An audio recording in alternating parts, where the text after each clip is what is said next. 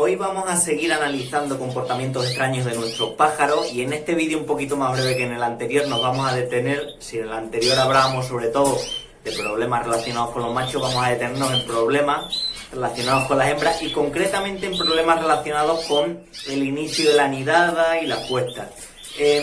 Lo más habitual cuando... ¿Vale? Los canarios, la hembra pone el primer huevo, pone el segundo, pone el tercero, pone una serie de huevos y luego se pone a incubar, ¿vale? O incluso hay hembras que incuban a partir del primer huevo. Pero el comportamiento normal es lo que estáis viendo. La hembra ahora mismo permanece en el nido tranquila, está incubando su nidada, esta en concreto lleva unos 6 días de incubación y cuando nos acercamos al nido, ¿vale? Simplemente con los dedos, la hembra se aparta y huye de esa amenaza. Como digo, el comportamiento natural. ¿Qué ocurre, por ejemplo, en especies como los canarios? En los canarios no hay tanto problema, tú puedes apartar a la hembra del nido, puedes mirar su contenido, volver a colocar el nido y la hembra volverá a seguir incubando. El riesgo que ocurre, por ejemplo, en pájaros silvestres o pájaros, digamos, con más recelo al humano, que a lo mejor acercarnos o tocar el nido puede ser ya lo que provoque que abandonen el nido y abandonen sus polluelos. Por eso nunca es recomendable que toquemos o vayamos a coger nidos que estén en el campo porque podemos provocar eso, que sin querer abandonen la nidada. Bueno, este es el comportamiento normal. Vamos a analizar cuál es el comportamiento extraño de este tipo de pájaros. Bueno, estamos diciendo que el comportamiento normal es que la hembra está incubando la nidada. Cuando nos acercamos a revisarla, la hembra se asusta, sale del nido y ya está. Y luego, después de un tiempo, cuando se siente otra vez tranquila, vuelve a meterse. Eso es el comportamiento normal. ¿Cuándo es raro? Pues, por ejemplo, yo vi un caso en un criadero que me llamó poderosamente la atención cuando la hembra lo que hacía era lo contrario. Es decir, si por casualidad encontraba a la hembra en la jaula, moviéndose, comiendo y demás, justo en el momento que te ibas a acercar al nido, en el momento en el que la mayoría de hembras huye, ella se metía para defender. Tenía un instinto defensivo mucho más elevado que la mayoría de hembras. Aunque sí es cierto que cada hembra, digamos, es más o menos temerosa. Hay hembras que te acercas mucho al nido, te permiten incluso tocarlas y casi que las tienes que quitar del nido para poder revisar su contenido, y hay hembras que a la mínima se asustan incluso con un movimiento raro y pueden provocar que se caigan los huevos, que salgan los pichones y demás. Pero en general el comportamiento extraño es que ante un peligro como puede ser nuestra mano, la hembra no solo siga defendiendo su nidada, sino incluso se meta todavía con más agresividad. Y también he podido comprobar en algún caso, sobre todo más pájaros relacionados con los silvestres, con los jilgueros, de hembras que incluso se ponían agresivas cuando nosotros intentamos acceder al propio nido. Relacionado con esto que estamos diciendo de los nidos, otra situación curiosa que podemos observar es el comportamiento de esta hembra, que sí que lo podemos ver con cierta frecuencia en muchos criaderos. Vemos que la hembra tiene el nido, aquí también está un macho, pero lo hemos quitado ahora. Vemos que la hembra tiene el nido aquí colocado y vemos que no ha puesto nada de pelo en el propio nido. Y sin embargo, justo en esa esquina ha realizado una gran acumulación de pelo. El pelo se lo ponemos en este dispositivo. Normalmente las hembras lo cogen, lo meten en su nido, pero en este caso la hembra está intencionadamente queriendo hacer el nido en una esquina o en una posición. ¿Qué ocurre con esto? Que realmente en estos casos lo que estamos viendo es que la hembra, y lo hemos visto, seguro que lo habéis visto en vuestros criaderos o en alguno de compañeros, la hembra quiere hacer el nido en una posición distinta a la que le ofrece el criador. En estos casos lo mejor es no encabezonarse, y cuando la hembra quiere hacer el nido ahí, nos está marcando esa zona, pues simplemente lo que hacemos es desplazarle el nido, se lo cogemos y se lo colocamos, digamos, en la zona donde la hembra se está refiriendo. En concreto se está hablando de esa esquina, pues muy probablemente si le colocamos aquí el nido, en esta posición, esta hembra en concreto se sentirá mucho más cómoda y empezará a nidificar y empezará a criar. ¿Qué ocurre? Que hay veces que es un poquito más complicado y la hembra no pone el pelo porque quiere hacer el nido allí, sino porque quiere en concreto hacer el nido abajo del todo. En ese caso tenemos en esta jaula, por ejemplo, la posibilidad de ponerlo abajo, pero incluso se puede dar la circunstancia de hembras que quieran anidar en el propio comedero, o hembras que incluso aparten aquí la pasta o aparten la comida para querer anidar, o prefieran una disposición diferente. La hembra se encabezona porque quiere ese lugar, porque quiere un sitio, digamos, que ella entiende por cómodo. Tenemos que intentar ofrecerle comodidad y si la hembra se antoja hacer el nido en una esquina o en determinada posición, se lo ofrecemos. Otra opción, cuando la hembra quiere hacer el nido en esa posición, pero nosotros no queremos, porque a lo mejor es un sitio que no nos interesa, pues intentar, digamos, crear un ambiente más confortable en el nido original que hemos puesto. A lo mejor no quiere criar ahí porque ahí se siente incómoda, porque ahí puede tener molestias, alguna luz o lo que sea. Entonces creamos un ambiente más confortable, con un nido que esté más protegido, que se sienta más segura y quizá pueda aceptar la posición que primero le hemos puesto. Es un comportamiento extraño porque normalmente no tiene ningún problema, pero tiene una explicación bastante lógica. Quiere hacer el nido donde quiere y donde más cómoda se siente. Y otro comportamiento extraño pero que podemos observar con cierta frecuencia es encontrarnos lo que estamos viendo en este nido. Aquí vemos un nido con mucho pelo acumulado, ¿vale? Sin, digamos, una disposición correcta, pero vemos que levantamos un poco los pelos de aquí y encontramos 3 huevos puestos por una hembra.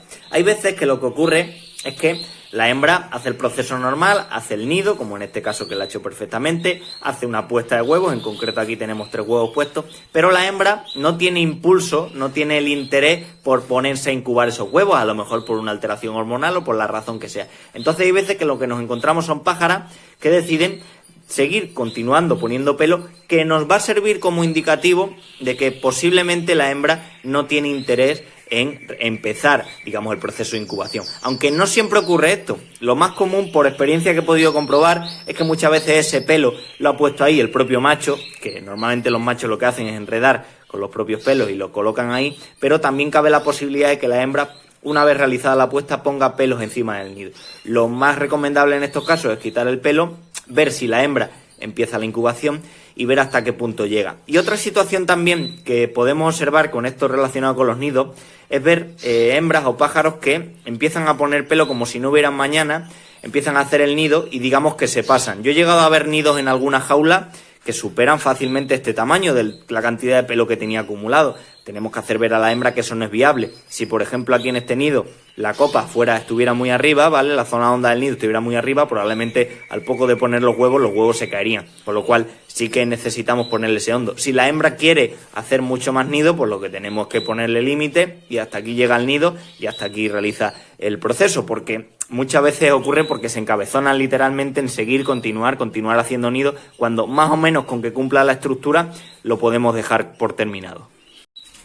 Y para terminar este vídeo vamos a hablar del seguramente el proceso más complicado, bastante más complicado que lo que hemos mencionado antes, que es cuando, por ejemplo, se da el caso de una hembra que está realizando la incubación y sin embargo no tiene huevos en el nido, es decir, está incubando un nido vacío. Para explicar esto, aunque hemos hecho algún vídeo referido al tema, que os pondré los enlaces y los comentarios para que lo podáis ver, un vídeo ya antiguo. Para explicar esto hay que entender que lo que se produce ahí es un cambio, una alteración del proceso hormonal. Es decir, no tanto un tema de comportamiento puro y duro, sino más un tema relacionado con el cambio de su hormona.